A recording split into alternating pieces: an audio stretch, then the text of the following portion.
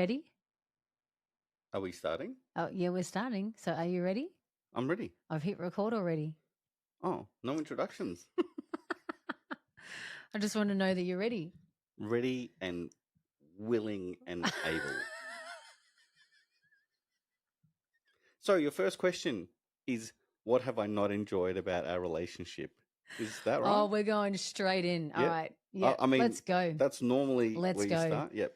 Let's go. What I've not enjoyed about about our relationship is the last 10 minutes. Because I can concur. Because you have shown up grumpy, judgmental, entitled, You've shown up entitled. and it has not been an enjoyable process for me. Mm-hmm. I'm here under duress. Yep. And that's what I have not enjoyed. You're here under duress. You're here under duress. Is that correct? Yeah, I'm here under duress. Right. Okay. Are you really sure about that? What I have enjoyed is everything before the last 10 minutes. Actually, probably everything before this morning. Mm-hmm. Because we as we've talked about in the past, have had a really, really good run. Yes. We've been very connected, had some really good quality time, especially with the girls being away for like a week and a bit with their mum. Mm-hmm.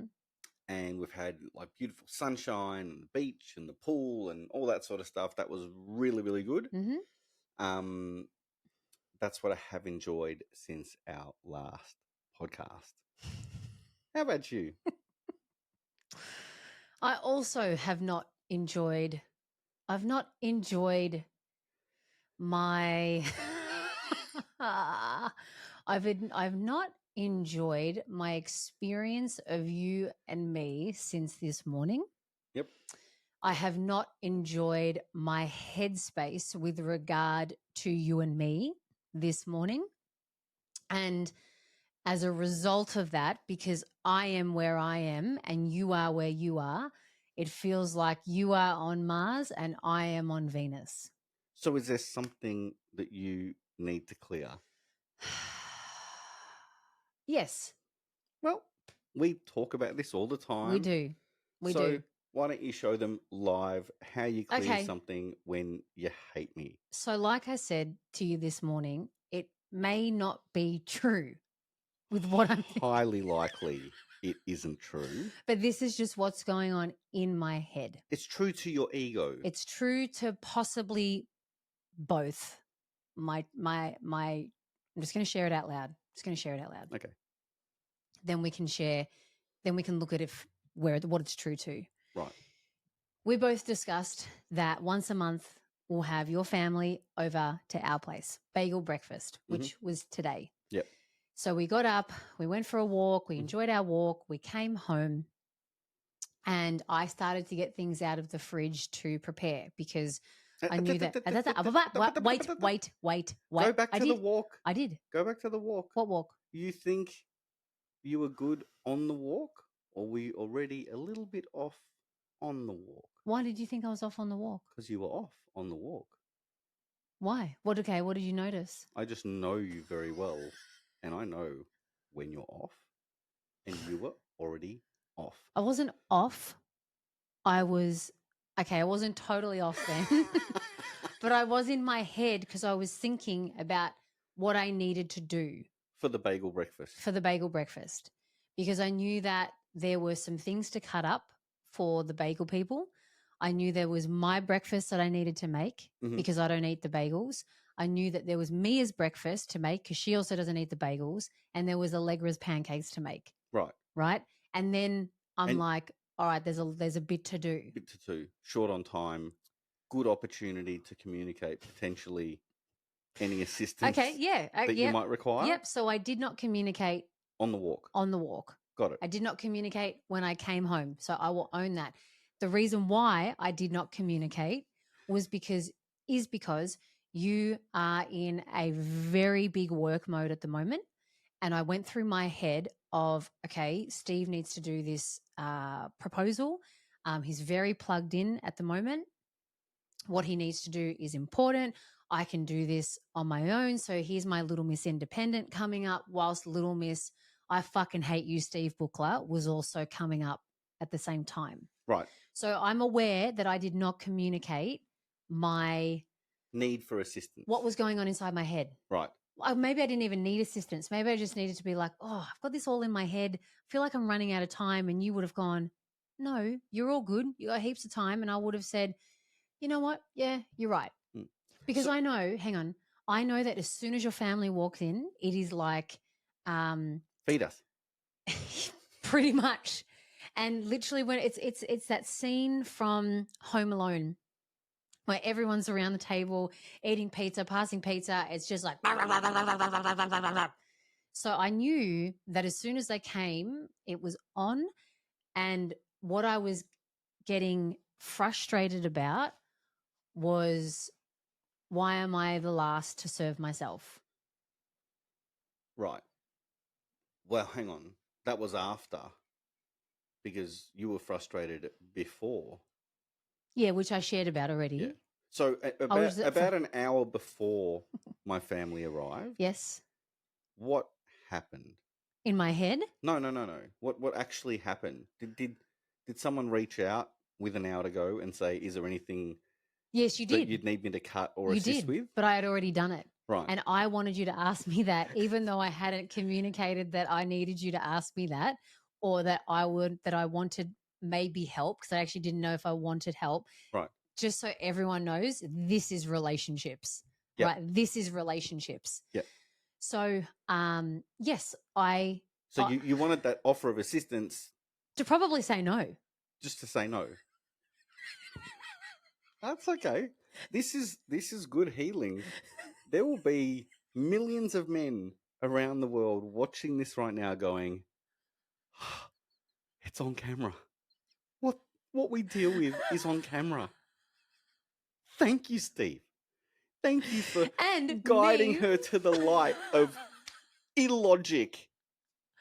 Hey, what is the book? Men are from Mars, women are from Venus. Yes. So yep. Continue. Continuing. So we had.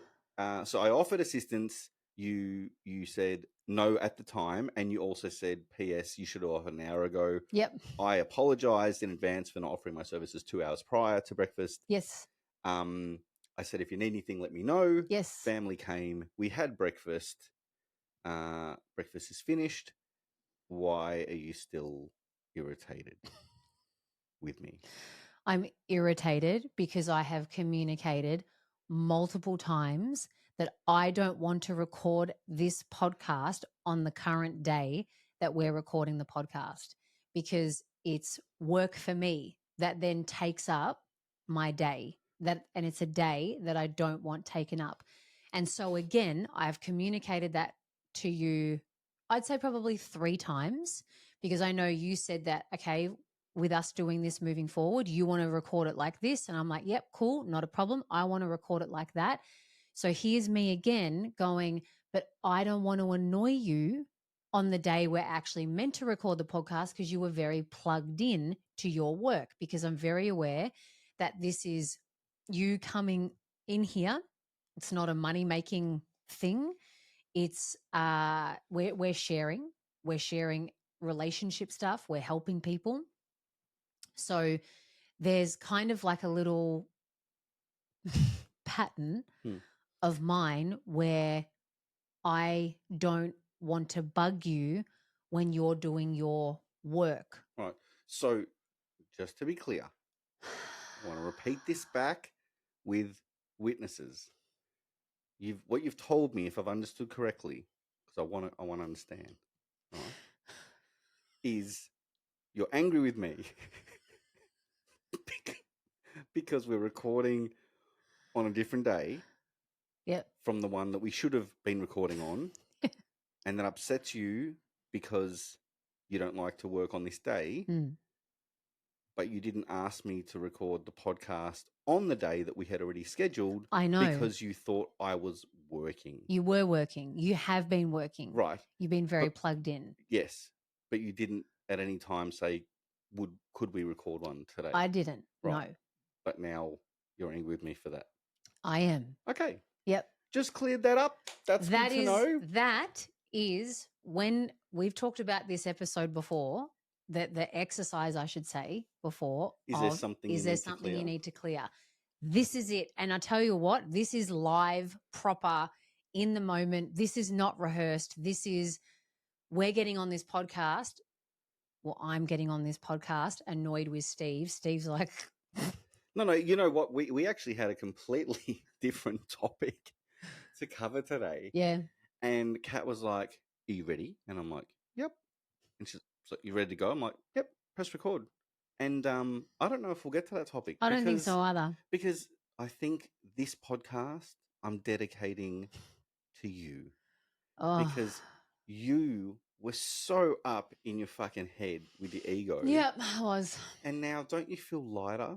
You know what? Don't you feel like you've unburdened yourself? I want to punch you in the face right now, to be absolutely honest. But this is feeling better because, so I'm, as you know, I'm doing the year-long Enneagram certification, and I'm an Enneagram type 4. So 4s go into story in their head. And when we go into story and fantasy and whatever else in our head, we then stir up feelings. And what 4s particularly need is their body center. So there's, in the Enneagram, there's the head, heart, body center.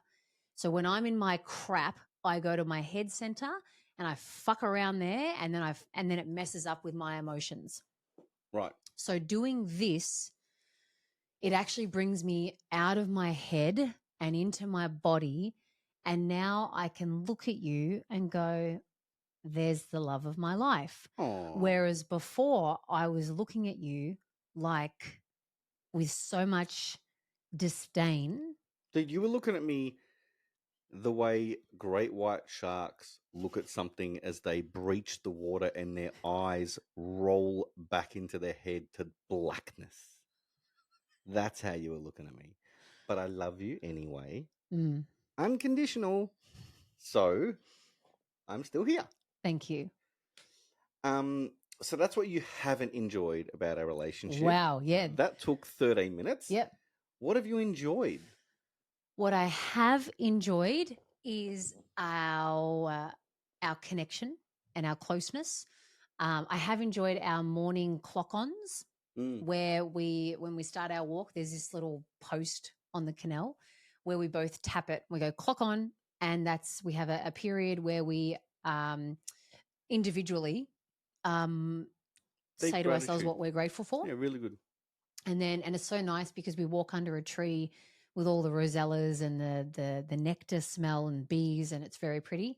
And then there's another clock on spot where we consider people, animals, planet, etc., that are not in a great way, which really actually, I believe, makes us truly grateful for what we have. I then go, oh my God, I have a fridge full of food. I have a man who loves me and is prepared to sit here with me and go, instead of what's up your fucking ass, ask, hey, is there something you need to clear? And I've got a healthy family and etc. So I've really been loving that we've been doing that and committing to it. Yep. All right. So the actual topic for today. Oh, so we are going to get to the topic. Which, we've I reckon we've got 10 minutes. We can give it a little whirl. I reckon we've semi-covered it already, because the topic that we're going to talk about today is how do you have a good relationship when people are fundamentally different? Yeah, someone has there has actually been 3 people who have emailed or DM'd and said it came particularly after I think it was New Year's Day. Can't remember. Yeah, New Year's Day, when I was spritzing the house with all the smoke. Mm-hmm. And you were recording me because I was playing music and I was dancing and I was smoking out the house with the new year, new energy. And I was watching Dexter. And you were watching Dexter, people getting murdered. Yeah. And there were DMs that came in after that going, please talk about, like, you guys seem so good and yet you are so different. Even one person asked about what is Steve's, approach to spirituality or the universe or whatever? Like, is it the same? Is it different? And how do you merge so well together? So yeah, I think it's an interesting topic because if people are dating, if you are out there going dating, and if you are, say, for example, vegetarian or vegan, and then you meet someone who's not, that you could really easily not go out with that person. Steve eats meat. I'm vegan, vegetarian. Mm. You know, I like my witchy poo things. I like to put crystals out. Steve's like, "Where's the bowl?" I'm like, "Crystals are out," and he's like, "Oh, for fuck's sake," like that's it. And then I leave it out for a month and hang a little bit of shit on me, but yeah, we do have differences, and yet we find the commonality. Yeah. And I think I mean the answer to me is very obvious, which is, you know, let them do what they want to do. Like, you don't have to have everything in common. You don't have to. I mean, obviously, you need to find some commonality in order to do things together. So we have things that are very much in common. You know, we both love to walk. We both love to go to exercise together, and those things that we do, we opt to do together. Yeah. We do have some commonality around shows, like we both love I rom-coms, know you right? love rom-coms And all that sort of stuff. Yeah. And We like eating yummy Mexican food or yeah, nice wholesome foods. Yep. Even though I get, meat lovers version, you get vegetarian. We both love to travel, so there's commonality. But then there's completely different parts. You go to dance lessons. Yeah. I like to, we've talked about this in another episode. I like to lie in bed watching, Avengers before I go to sleep. You like to sit with a book. So the where I see people go wrong is when judgment starts to creep in. And you that, try and control and yeah, force. that your method is, or what you're choosing is wrong and mine is right. Yep. So if you ever said to me, hey, 30 minutes before bed, I'm taking your screen off you, that would really piss me off because I don't like to be controlled. And I think too, so let's say the way that you do life and the way that I do life, I would say that my kind of type would be the judgier side, right? Of like, you're eating meat, you shouldn't eat meat. Totally. Do you know how many, animals Massive. are going to be killed? Which obviously kills me because I go out, I buy you guys meat, I cook your meat, and I'm sitting there saying a prayer over the meat going, oh my gosh, dear cow or dear whatever, I hope you lived a really good life and thank you for giving your life for this family. I'm actually saying that as I cook meat. But yeah, and I think it could be easy for me to go, oh, you shouldn't watch screens before you go to bed. Have you not seen this study, this study, this study, this study? And P.S., have you not seen the studies? But, I have seen the studies. I think it's easier for someone like myself to get judgy, to then think we're not aligned, to then think that you're not my person, and try and change you. Totally. And that's probably, and that's what you're sort of saying. That's the correct. problem. The problem is when you start to judge. I actually think it's awesome that you're a vegan. You believe in what you say. You act accordingly. But the moment you start saying, well, because you eat meat, I'm not going to have meat in this house or whatever, then you start to move from an opinion to ruling. Yeah. You can have a different opinion. Nice. Right? You can vote Labor, I can vote Liberal. Yeah. You can follow fucking Geelong, I can follow Essendon. That doesn't mean that I turn around and say, unless you start barracking for Essendon, you're not to watch the television anymore. So I think that's really where, when you have a look at it, if there were two common things in a relationship that would bring it down, one would be when your opinion starts to become the way. And the only way. And the only way. And the second one would be, if you legitimately have no crossovers at all. Yeah. Then, yeah, sure, it gets tough because what you will end up with is a situation where someone is doing something reluctantly. Like if we just had no commonality and you liked hiking and I didn't like it, and you're like, please, I just want to do something with you, come hiking with me. Yeah. And then the whole time I'm there, I'm not enjoying it You're at all. You're resenting me. Yeah. I'm resenting you. That's just a recipe for disaster. So I think, you work out what the common areas are, and then you find ways that you can do that together. And then the rest of it, you know, as we both talked about in that Mel Robbins podcast, you know, let them. Yeah. Who gives a shit? It doesn't affect your life. If I want to sit down and watch Avengers before bed. So why do you think then people let it affect them? Like everyone's going to become meaning-making machines, yeah, correct. right? I think, you know, you could look at our situation. So, and the first 13 minutes of this podcast, as we've effectively unraveled the meaning you've given to something that didn't actually happen, right, is a perfect example. You could sit there and decide me watching TV at night before bed means, oh, he doesn't love me because he doesn't want to spend time with me before we go to sleep. Even though every morning, without fail, you get over an hour of my dedicated time. Undivided time. As we go to the beach and do our walk. So, but it's even another example, though. If you even go to the walk, because there's a point where we split. I go onto the sand with the dogs, and then you stay on the path. It's so very easy because I've said to you a couple of times, I'm like, the sand's firm, and you're like, so's the path. Because I don't want to go on the path because then the dogs will be up there and annoy people. You don't want to come on the sand because you're just shits me in the you're a little sand princess. Yeah. Judgment. And that could be another reason. I could look at that and go, oh, well, he's not willing to put sand on his feet, so he can't walk with me.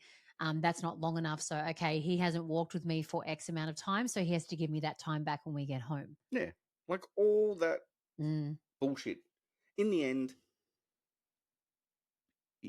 most secure relationships that I have observed, you will have, what do we call, I always forget, interdependent.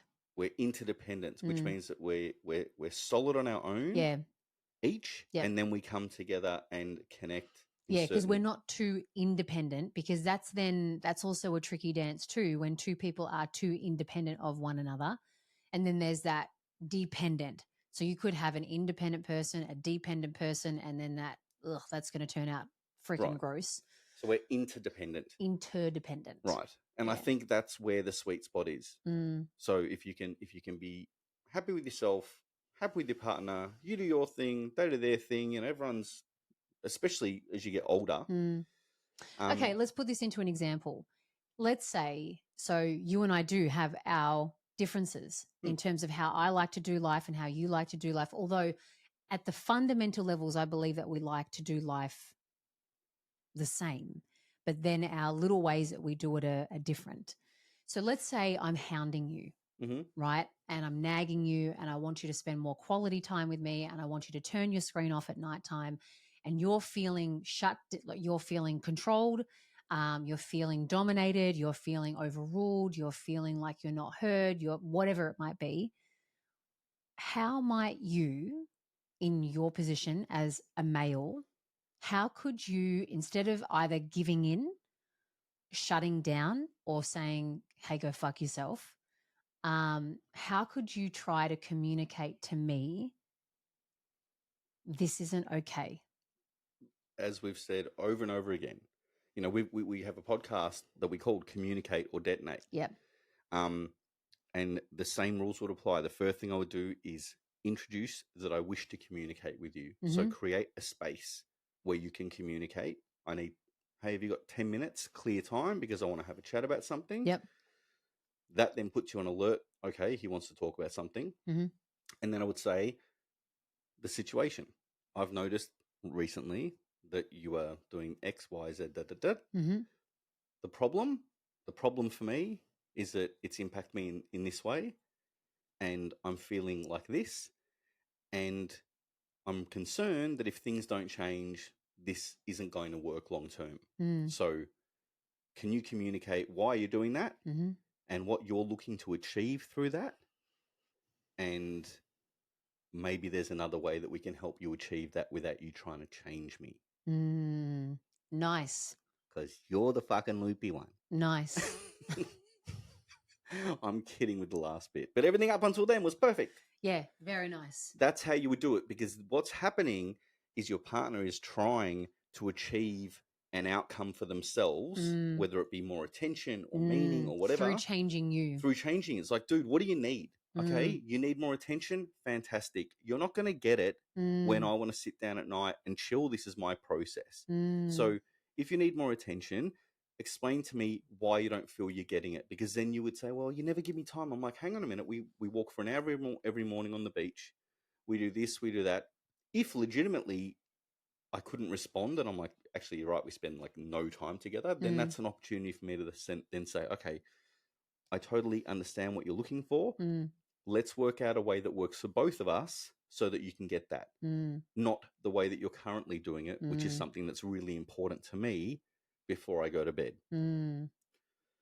So, you know, communication is key, and not just communication, conscious Yeah, I was going to say the way. Yeah, like when you look at the way, you know, if you listen to the start of this podcast, that entire process of talking to your ego in the third person and understanding that it's not you. Talk to me through what's going on. You know, that is what allows you to consciously move through problems. I think what gets tricky for a lot of people, because even me saying that out loud in the beginning, I think when you say it out loud, like when you have someone like yourself who can hold that space and then you're kind of coaching me through that, when you say it out loud, when I say it out loud, it's embarrassing. I was embarrassed for you.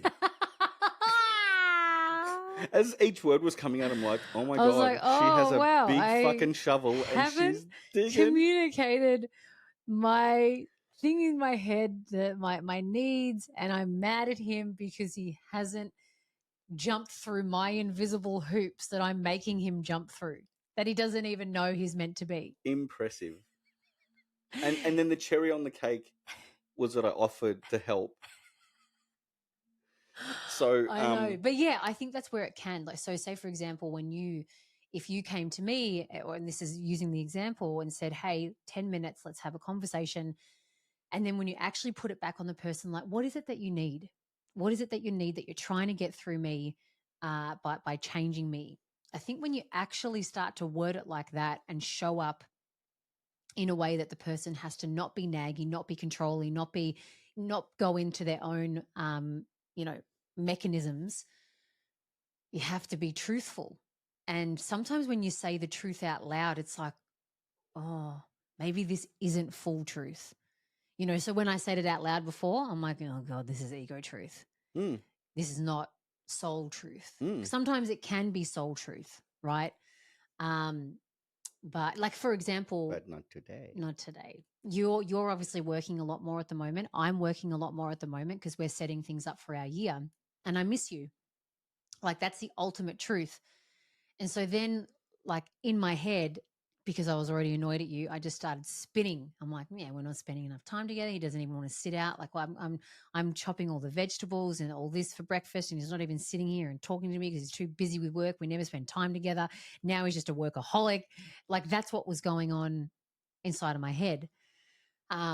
So yeah. Fun times. So if you are interested in learning more about this stuff, because you can see how much it can affect every day of your life, and even you as a master of it can still be affected, which shows the power of how much you need to know your ego. Definitely. Then the mastership comes in owning it. This is true. Yeah. Which you can learn. Yes. In Kat's book, Authentic, or you can do Authentic, the program now, which is an online program. And you know what I'm actually going to do is it is self-paced, but we start together and finish together. So it is paced at a certain intervals. So tonight I was going to end the $300 saving, meaning when we're actually recording this. So if you're listening to this today on Monday, fresh when it comes out, I'm going to keep the $300 saving live until midnight, Monday, the 13th of January. So instead of it being $995, it's $695. So it's 30% off. 30% off, and there's a payment plan, which is $170 a month. Like, that's nothing. And it is an extension of my book. And I know a lot of you love my book. And if this is if this is something that you like, So you wait, really wanted to know. $170 a month. So Yep. that means $3 a day, and they get to basically do is it a 3-month or a 6-month? 4-month. 4-month course Yep. that shows them everything that you've written in your book. Yep. The whole ego process Yep. still works. Yep. For less than a coffee. Yep. Well, where do I sign up? And the other option available is they can work one-on-one with you. They can. Which is obviously a lot more extensive. Yes. But yeah, if they want any of this info, where do they go? Go to catchon.com.au or go down into the show notes and I will have links to each of the services. Boom. All right. Until our next catch up, where Kat will be in a better mood with Steve. Thank you for listening. Thank you for listening. And my love, thank you for taking me through the process. It is very humbling. This is what I mean in my book where I say this is a forever dance, because the smallest thing can take us out of our authenticity. The smallest thing. And I can't hide from Steve. The way that my body language is, the way that my eyes are, I can't hide from him. So it's so annoying, but it's so good because it means we get to live very close to our home, both of us. So I love you. Actually, probably do. Oh, no, you I do. My eyes are softened for you, and I can see your dimple again. And I love you. See you next time. See you soon.